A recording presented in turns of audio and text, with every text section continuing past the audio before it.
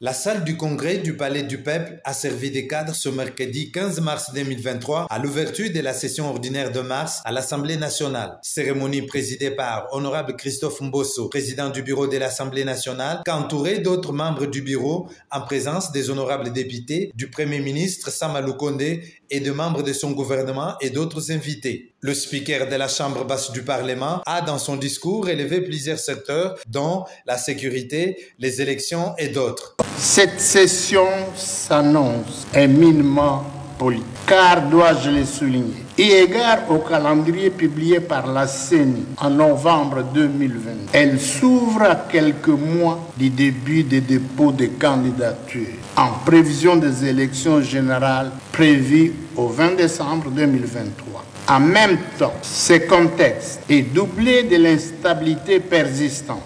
Honorable Nadine Mangaboulouabeya, élu d'Mboujimaï sur la liste d'élus d'EPES, donne sa lecture par rapport au discours de l'honorable président de l'Assemblée nationale. Ma lecture par rapport aux propos du président Mbosso est que la grande préoccupation que la population congolaise a en général pour ce moment, c'est le problème électoral. Alors, nous savons que les processus d'enrôlement se passent bien, en majorité, selon le rapport que la CENI elle-même a fait au travers le vice-président Manara.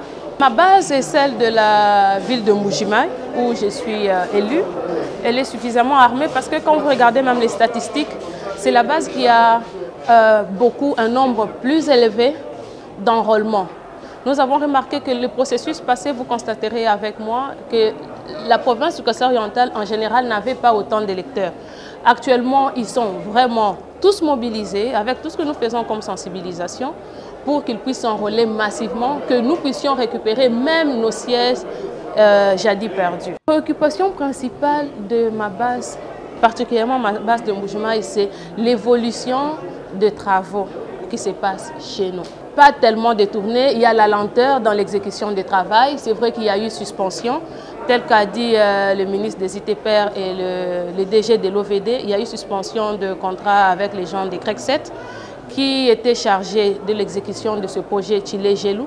Je pense qu'avec notre suivi, la manière dont nous avons levé le temps, les jours à venir, on pourra voir un peu ces travaux s'accélérer.